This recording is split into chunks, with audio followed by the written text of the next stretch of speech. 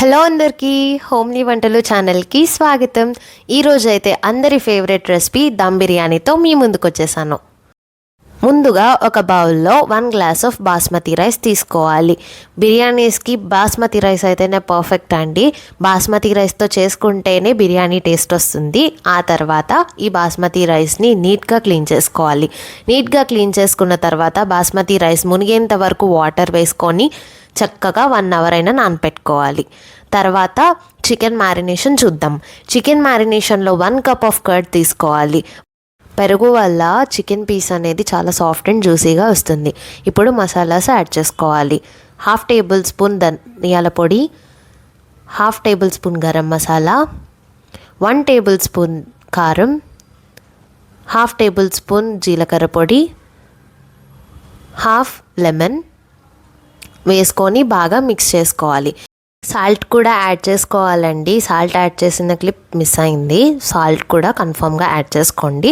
ఆ తర్వాత అల్లం వెల్లుల్లి పేస్ట్ కూడా యాడ్ చేసుకోవాలి. నేనైతే లాస్ట్లో యాడ్ చేసుకున్నాను. మీకు కావాలంటే మసాలాస్తో కూడా యాడ్ చేసుకోవచ్చు. మ్యారినేషన్ అనేది చాలా ఇంపార్టెంట్ అండి బిర్యానీలో. ఎందుకంటే మ్యారినేషన్ వల్ల చాలా మంచి టేస్ట్ వస్తుంది చికెన్ పీసెస్కి.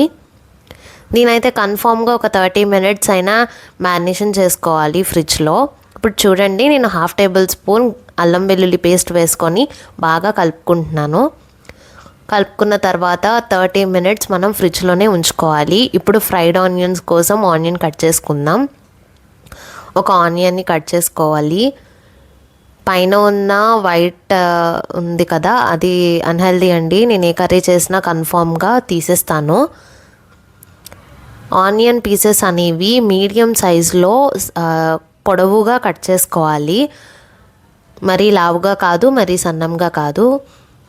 ఇలా చూపించిన విధంగా కట్ చేసుకోండి. ఇలా కట్ చేసుకున్న 3 ఆనియన్స్ని మెదుపుకోవాలండి. ఇలా మెదుపుకోవడం వల్ల ఒకదానికి ఒకటి అతుక్కోదు, అన్నీ ఈక్వల్గా ఫ్రై అవుతాయి. ఇప్పుడు ఒక ప్యాన్లో ఆయిల్ వేసుకొని అందులో ముందుగా తరిగి పెట్టుకున్న ఆనియన్స్ వేసేసుకోవాలి. వేసుకున్న తర్వాత లైట్గా మధ్యలో కలుపుకుంటూ ఉండాలి. ఇలా కలుపుకొని కలర్ అనేది ఆనియన్ చేంజ్ అవ్వాలి. బ్రౌన్ కలర్లోకి వచ్చేంత వరకు మనం కలుపుకొని పెట్టుకోవాలి. ఈ బ్రౌన్ కలర్ వచ్చిన తర్వాత ఫ్రైడ్ ఆనియన్స్ అయితే రెడీ అయిపోయాయి. మనం సైడ్కి తీసేసుకోవాలి. ఇంకా ఇప్పుడు ఒక గిన్నెలో 1.5 లీటర్ వాటర్ తీసుకోవాలి. అందులో బిర్యానీ ఆకు, లవంగాలు, బిర్యానీ పువ్వు, యాలుకలు, షాజీరా, దాల్చిన చెక్క, అలాగే రాతి పువ్వు ఈ వాటర్లో యాడ్ చేసుకోవాలండి. యాడ్ చేసుకున్న తర్వాత ఉప్పు వేసుకోవాలి. ఆ తర్వాత లైట్గా ఆయిల్ వేసుకోవాలి. వేసుకున్న తర్వాత కొత్తిమీర, పుదీనా వేసుకోవాలి. 1/2 టేబుల్ స్పూన్ అల్లం వెల్లుల్లి పేస్ట్, 1/2 లెమన్ వేసుకోవాలి. బాగా మరకపెట్టుకోవాలండి వాటర్ని. మరకపెట్టుకున్న తర్వాత గంట నానపెట్టుకున్న బాస్మతి బియ్యాన్ని ఇందులో వేసుకోవాలి.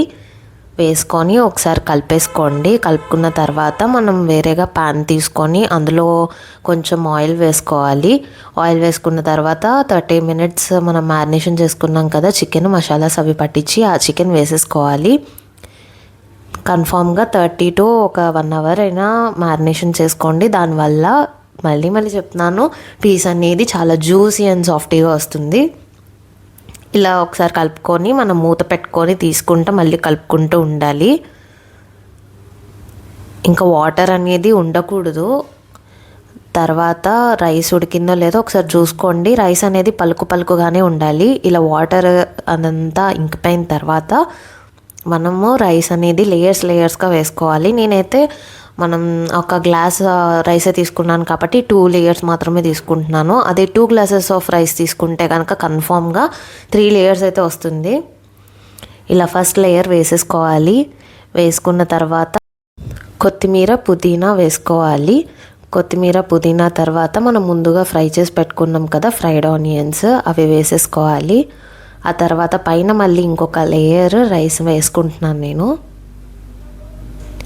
ఈ రైస్ వేసుకున్న తర్వాత మళ్ళీ కొత్తిమీర అండ్ పుదీనా అండ్ ఫ్రైడ్ ఆనియన్స్తో పైన లేయర్స్ ఫిల్ చేసేసుకోవాలి. నేను 1 గ్లాస్ బాస్మతి రైస్ తీసుకున్నా కాబట్టి 1.5 లీటర్ వాటర్ తీసుకోవాలి. అదే మీరు కనుక 2 గ్లాసెస్ తీసుకుందామని డిసైడ్ అయితే 3 గ్లాసెస్ తీసుకోవాలి. ఇప్పుడు పైన 1 స్పూన్ గీ అయితే వేసుకోండి. వేసుకున్న తర్వాత మూత పెట్టేసి ఎటువైపు నుంచి గాలి పోకుండా అంటే ఆవిరిపోకుండా చూడండి. ఒకవేళ పోతున్నట్టయితే కవర్ చేసుకోవడానికి మేనేజ్ చేయండి. నాకు పైన ఒక చిన్న హోల్ లాంటిది ఉంది కదా, సో నేను ఏం చేశానంటే ఒక టిష్యూని రోల్లా చేసేసి అందులో పెట్టేశాను. సో దానివల్ల నాకు ఎక్కడి నుంచి గాలి పోవట్లేదు. ఇలా గాలిపోతే కనుక మనకి దమ్ సరిగ్గా అవ్వదు. ఇప్పుడు 5 to 10 minutes దమ్ చేసేసుకున్నానండి. దమ్ చేసేసుకున్న తర్వాత ఒకసారి తీసి చూస్తే చూడండి అసలు ఎంత బాగుందో. చాలా బాగుందండి బిర్యానీ. మా ఇంట్లో వాళ్ళైతే చాలా బాగా ఎంజాయ్ చేశారు. ఇదైతే పిల్లలు అండ్ పెద్దలు చాలా ఇష్టంగా తింటారండి. చాలా ఈజీ రెసిపీ. మీకైతే ఈ రెసిపీ నచ్చిందని అనుకుంటున్నాను. ఒకవేళ నచ్చితే please like, share and subscribe to my channel. మీకు ఏ రెసిపీ కావాలంటే ఆ రెసిపీ కామెంట్లో మెన్షన్ చేయండి. See you in another video. Bye.